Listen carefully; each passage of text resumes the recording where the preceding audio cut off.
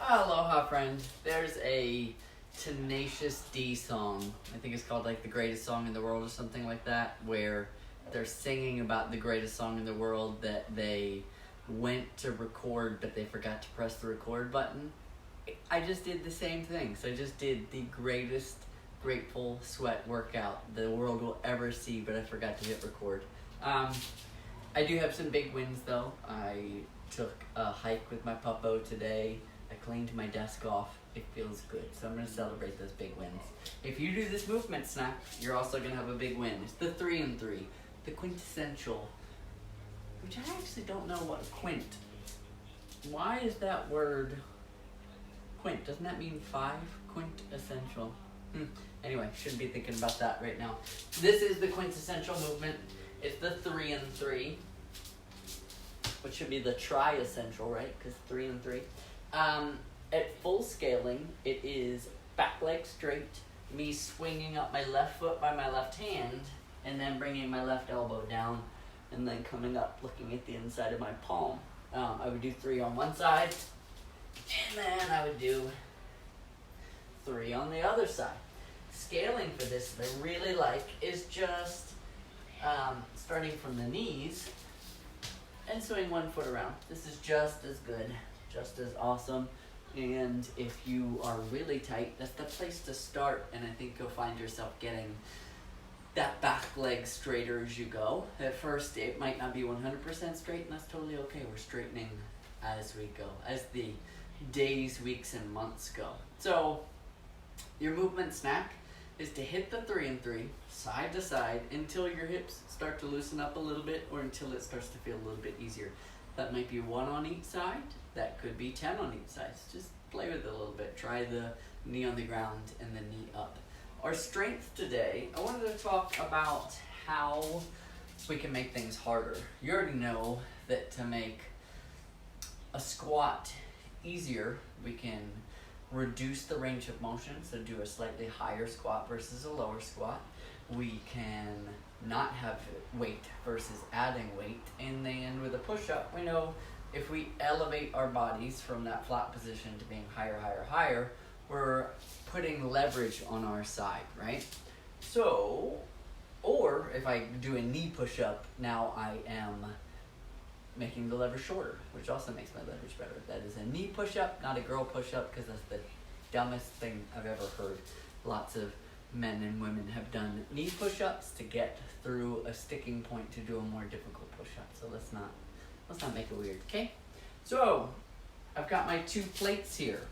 The reason I have this demoing something like a kettlebell or a dumbbell sumo deadlift, if this hips back was way too easy.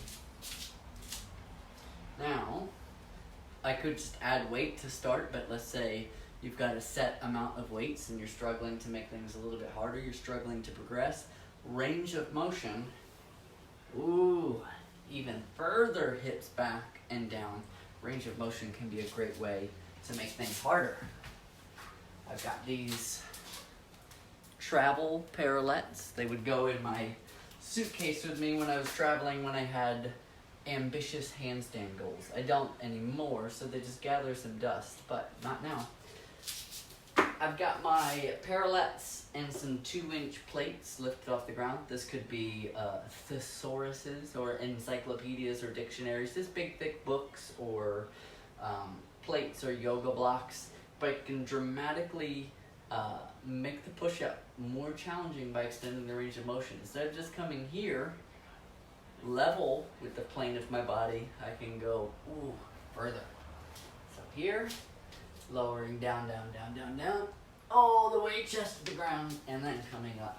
Makes a much more challenging push-up. So if you're already rocking that push-up and it feels easy, or you're already doing some sort of sumo deadlift or something like that, it is feeling easy, then if we extend the range of motion, we make it harder. One more note on that sumo deadlift, if we're body weight only right now, I could also extend the range of motion with no weight at all. Keeping my back flat, maybe touching my knuckles to the ground and coming up, and it's gonna lengthen out those muscles a lot more and create some engagement in a different way. So that's your strength for today. Not much of a prescription, just play with it. This is a long journey. Some days have some real structure, some other days are exploration. And there's nothing much explorative about our butts and guts. We're doing bridges and egg beaters. Bridges. One Mississippi. How do I know that my glutes are tight? That's right, you said it. I punched myself in the butt. So do 10 of those, and then the egg beaters are the movement where we start to plank position. We shoot for bringing the knee up to elbow height, and then go side to side. So that'd be 2, 3, 4, and it's a much smaller movement. It's very tight in the abs and having the knee cross over. No arm bend, nothing like that. It's just the twisting of the trunk. If you can't get all the way knee to elbow, don't sweat it. Just get it as high as you can. If you can't get all the way over to the other side, don't sweat that either. Just go as far as you can with control, noting that you make it to the same place each time. So 10 bridges, 5 egg beaters, 2 to 10 rounds, depending on how you're feeling. Maybe you just try it out, or maybe you get a full workout with it. All right, thanks, friends.